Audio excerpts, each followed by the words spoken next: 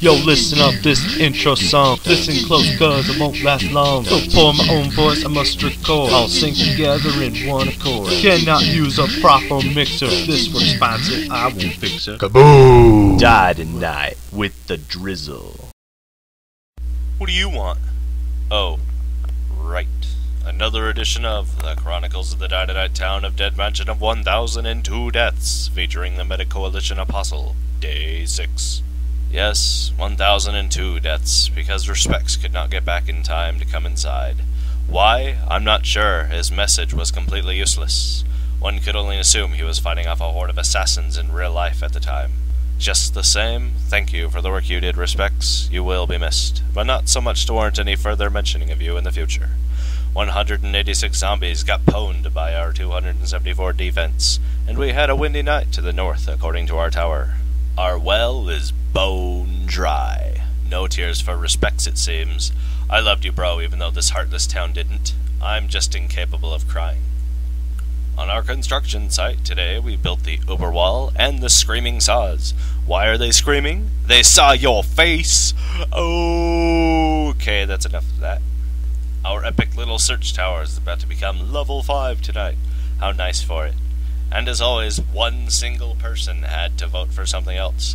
Being cool, bro? We're all a bunch of conformists, huh? Society wants you to vote for the search tower, but you're just not gonna listen, are you? One thing we all can do together is collect a lot of crap. Shown here in the crap we found. Look at all this crap. I don't even... Nothing incredibly amazing today. We did find another electronic component, which is worth mentioning, because we haven't had any luck finding them. Some ramen, which I'm sure is that crappy Nissan brand. And some more defensive items. More than one, remember. And according to our recent exploration, zombies are pushing in from the north. We'll fight them in the air, in the sea, on the land. We shall prevail. We have an estimated 317 Zeds that are going to try to get in tonight, but our defense is still sitting fat and pretty. They have no chance. People are finally paying attention to the blackboard and not filling every single plastic bag as soon as it hits the bank. Good job, guys.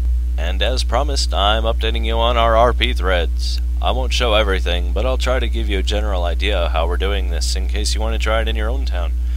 It's a lot of fun, especially when people who actually can RP and a DM who has an active imagination are playing. Basically, the DM makes up a story, for those who aren't nerds, DM means Dungeon Master, and picks as many people as he wants to play to participate.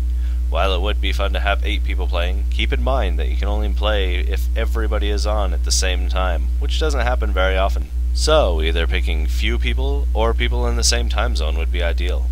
I'd recommend 3 players and a DM.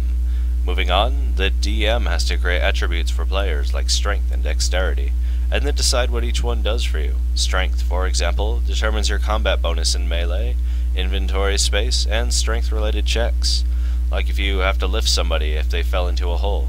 Next, the DM needs to make special skills like lockpicking or item lore.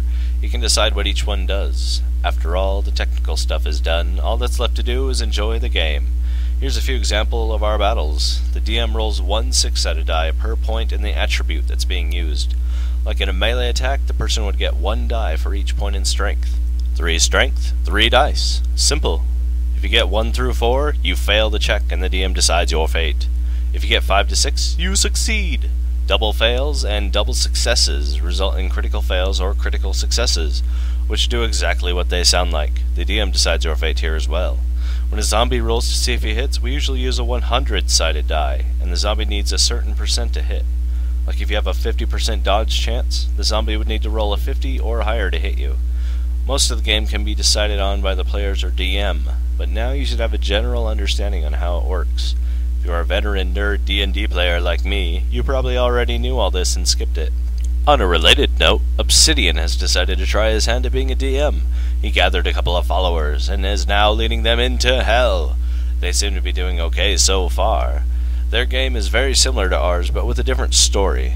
Good luck, Obsidian. Enjoy torturing those poor fools. I sure hope your brain can handle a little more knowledge from today's daily words of wisdom. Never thought of it that way. Smart. Today's advice comes from Skelwarath, who encourages everyone in town who wants to stay inside and build to at least go outside 1 square and auto-search for the day. A few logs or scraps are better than nothing, and every little bit helps. Thanks for the advice, Skelwarath. My dog can actually turn scraps into logs. If there's no more episodes after this, it's because we died tonight.